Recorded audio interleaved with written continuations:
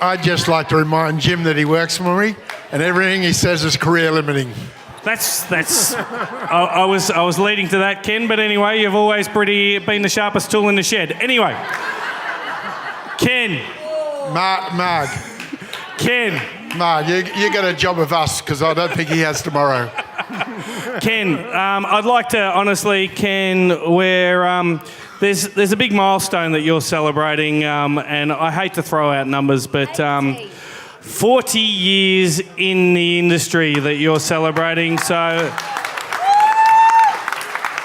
that's an amazing achievement. And ladies and gentlemen, please acknowledge Ken Jolly and what he's done for the industry. Thank you.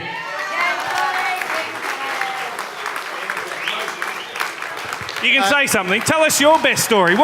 Actually, Jim, there'll be some rippers. Jim, you're right. It's 40 years last week on the 17th of May, and I was obviously only 5 years old when I started in the industry. Look, I joined this industry 40 years ago. I started to work for Aristocrat, and they gave me a 5-year contract, and I was 22 years of age or something like that. Oh no, sorry, I was 5 years of age, and I shit myself. I thought, oh my God, someone wants me to stay somewhere for 5 years? Wow. If you'd have said then I would still be here this many years later, no way. But however, I've had a very great career, lived all over the world, travelled the world, worked for a company called Aristocrat. Is Aristocrat here tonight? Probably not. Worked for a company called Aristocrat for 30 years, and then I decided that it was time to move on. So there's a guy on the tree there called Warren Jowett. So one day I rings up and I said, Warren, I'm resigning. He said, oh shit, I'm in a meeting, can I ring you back? So he rings back about 30 minutes later and he says, holy fuck, that must have been a big decision. But lo and behold, I moved on. I went and worked for a Japanese company, will remain nameless, because probably some of them may be issued or in jail, but we won't go there. Well, that's what the media says anyhow. Yeah, those bloody media, that AGB. I read it in AGB. However, I decided to go out and do a little bit of consulting. So I'm a couple of weeks into the job, or a couple of weeks into consulting. I'm doing something for Taiwan, which never ever happened. So yeah. And all of a sudden, this company comes along that says, oh, Ken, we want you to come and do some work for us. It's called Shuffle Master. Okay. So I go and join this company thinking, yeah, 6 months. I said, look, they wanted a full-time job. And I said, no, I'm not going to do that. I'll give you 3 days a week for 6 months. That's it. This is the deal. Okay. What I didn't realise is they had an ulterior motive. 7 weeks later, they sacked the Asian manager and came to me with a proposition I just couldn't refuse. And thank you, Adrian, by the way.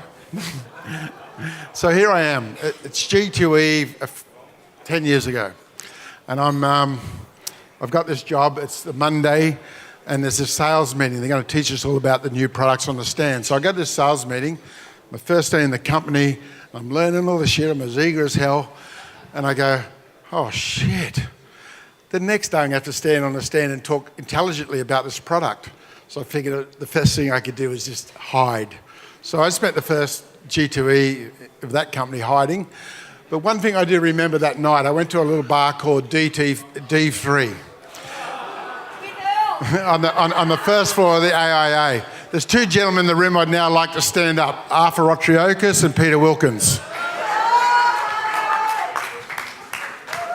So I'm standing at the bar and there's women coming up to me and saying, hi Ken, love you, all that sort of stuff. Happens everywhere. Particularly when I travel into some other country that starts with P. But besides that, so out of the corner of my eye while these beautiful girls are talking to me, I catch the eye of these two blokes standing in the dark corner. Those two. And I said, fuck, I think those two guys work in that company I just started with. True story. But moving on, look, great career, fabulous time. Loved Asia. I've been in Macau for 16 years, for God's sake. But no, loved every minute of it. Great. And thank you, everybody that supported me through all those years. I still don't feel like I'm 40 years in the business. But look, there's thousands of stories I could tell, but that's enough. Yeah, that's enough. Thanks, Ken. I didn't think I'd get the mic away from him, but ladies and gentlemen, Mr. Ken Jolly.